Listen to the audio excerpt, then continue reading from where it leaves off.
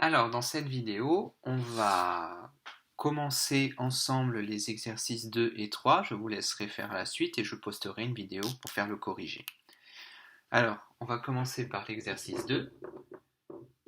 L'exercice 2 vous demande de déterminer une primitive des fonctions qui sont données. Donc, je vais en faire deux avec vous et je vous laisse faire les autres. Par exemple, la première. Donc, on vous demande une primitive de 2x2 plus moins 2x plus 4. Donc, pour faire une primitive de ça, comme quand on dérive, la dérivée de la somme, c'est la somme des dérivées, et c'est pareil pour les primitives. La primitive d'une somme, c'est la somme des primitives. Donc, j'ai qu'à faire une primitive pour chacun des termes de ma somme. Alors, 2x2, je fais une primitive d'x2 et je remultiplierai par 2 après. Donc, une primitive d'x2, donc x2 c'est une puissance, donc je fais plus 1 à la puissance et je divise par une nouvelle puissance, c'est x3 sur 3, et je remultiplie par le 2 qui est là. Ensuite, une primitive d'x, x c'est x puissance 1, donc pareil, c'est une puissance, sa primitive x2 sur 2, et je remultiplie par moins 2 après. Et le 4, alors le 4 c'est 4 fois 1, 1 c'est la dérivée de x, donc quand on fait la primitive, j'obtiens 4 fois x. D'accord? Donc quand vous avez toute primitive d'une constante, c'est constante fois x. Et maintenant, j'ai plus qu'à réarranger ça. Donc ça fait 2 tiers de x3. Ici, les deux simplifient. Donc ça fait moins x2 plus 4x. Et là, j'ai une primitive. D'accord? Mais dans ces cas-là, que faire, par exemple, si j'ai des x qui sont au dénominateur? Comme par exemple dans le d. Alors pour le d, j'ai 3x2 moins 1 sur 2x2 plus 3 sur x3. Alors 3 sur x2, si j'ai une primitive, bon, ça c'est comme tout à l'heure, donc c'est 3 fois une primitive d'x2, c'est-à-dire x3 sur 3. Mais 1 sur x2. Alors déjà, le moins 1 demi qu'il y a devant, je le mets déjà, et il ne me reste plus qu'à trouver une primitive d'1 sur x2. Alors je vais l'écrire dans une autre couleur. 1 sur x2, dans ce cas, pour faire une primitive, il faut repasser la puissance au numérateur.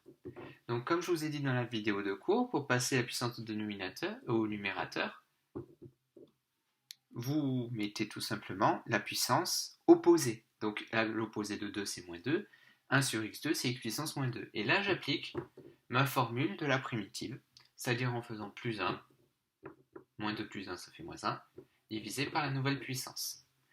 Donc autrement dit, ensuite le x puissance moins 1 je le remets au dénominateur, et le moins qui est là je le mets dans la fraction, donc ça fait moins 1 sur x. Une primitive de 1 sur x2 c'est moins 1 sur x. Alors maintenant 3 sur x3, donc c'est 3 fois 1 sur x3. Rebelote. 1 sur x3 c'est x puissance moins 3. Quand je fais la primitive, ça fait x puissance moins 2 sur moins 2. Je remets au dénominateur 1 sur 2 puissance, 1 sur 2 x carré, avec le moins qui est devant. Donc du coup, une primitive de 1 sur x3, c'est moins 1 sur 2x carré. D'accord? Donc quand vous avez un x au dénominateur, toujours repasser la puissance au numérateur, utiliser la formule de primitive des puissances comme on connaît, et ensuite repasser la puissance au dénominateur. Il n'y a qu'un seul cas où il ne faut pas faire ça, c'est quand vous avez à calculer une primitive d'1 sur x, puisque 1 sur x, vous savez que c'est la dérivée de ln. Donc, sauf pour 1 sur x où vous écrivez ln de x, toutes les autres puissances au dénominateur, il faut faire comme ça. Je repasse la puissance au numérateur en mettant un moins, j'applique ma formule de la primitive de la puissance, et ensuite je repasse la puissance au dénominateur. D'accord? Donc là, après, si j'arrange un petit peu, je vais effacer là, si j'arrange un petit peu ma primitive,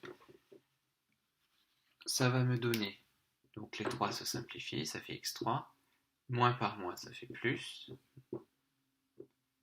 et là, plus par moins, ça fait moins, Donc ça me donne ceci.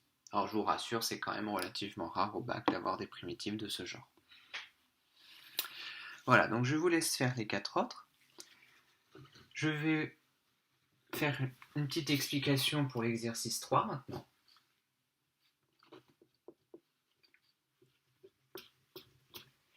Alors l'exercice 3, comme l'exercice 4 et l'exercice 5, en fait c'est tout simplement une application des formules, des primitives, des fonctions composées. Sauf que parfois ça peut être un peu piégeux. Alors pour l'exercice 3, on vous dit reconnaître des formes u' fois u puissance n, et ensuite calculer une primitive. Donc, d'après le cours, une primitive de u' puissance n, c'est un plus 1 sur n plus 1. La première chose à faire quand vous avez une primitive de fonction composée, c'est de repérer de quelle forme elle est. Et comme vous voyez dans le cours, vous avez quand même pas mal de formes à savoir retrouver. D'accord, vous en avez quand même 7. Alors, par exemple, pour le a, il faut trouver une primitive de 2x facteur de x2 plus 3 à la puissance 4. Donc quand j'ai une puissance, c'est bien évidemment de la forme u' fois u puissance n. Maintenant la question c'est qu'est-ce que c'est u? Bon, la puissance n c'est 4. Qu'est-ce que c'est u? C'est la fonction qui est dans la puissance.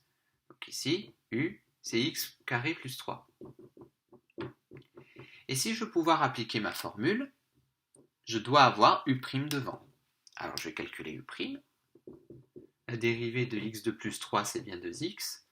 Donc là j'ai bien u'. Là, je n'ai rien à faire. J'ai bien u' fois u puissance 4, donc je vais appliquer la formule tout à fait normalement. Donc une primitive, c'est donc mon u puissance n plus 1 sur n plus 1. Et là, j'ai une primitive. D'accord? Donc si jamais vous avez directement u', vous avez bien u' fois u puissance n, si vous avez bien la bonne forme qu'il y a dans votre tableau de primitives de fonctions composées, il n'y a pas de souci. Sauf que c'est jamais aussi facile, puisqu'il va arriver parfois où vous n'aurez pas u', mais vous aurez autre chose. Par exemple, si je fais le E, on vous demande une primitive de x3 moins 3x plus 4 à la puissance 4, facteur de 2x carré moins 2. Alors, première chose à faire, je repère de quelle forme c'est bien de u' u puissance n, puisque j'ai une puissance, et le u, c'est la fonction qui est dans la puissance. Donc ici, u de x, c'est x3 moins 3x plus 4. Je dérive pour vérifier que j'ai bien ma dérivée à côté. 3x carré moins 3, c'est pas de chance, j'ai pas ma dérivée à côté. Donc là, comment est-ce que je dois faire? Le but du jeu, ça va être de transformer ma fonction de sorte que ce qu'on me donne, je le transforme en ce que je veux, mais il va y avoir une constante qui va apparaître. Alors, la méthode, c'est la suivante. Pour passer de 2x carré moins 2 à 3x carré moins 3, il faut multiplier par un certain nombre. Alors, la recette que je donne tout le temps, c'est vous multiplier par le nombre que vous voulez sur le nombre que vous avez. Donc ici, le nombre que je veux avoir à la place du 2, c'est 3, mais le nombre que j'ai, c'est 2. Donc en passant de là à là, je multiplie par 3 demi et j'obtiens bien 3x carré moins 3 à la place. D'accord? Donc si je multiplie toute ma fonction par 3 demi, autrement dit, je multiplie que ça par 3 demi, eh bien j'ai bien 3x carré moins 3, et donc j'ai bien ma dérivée qui apparaît.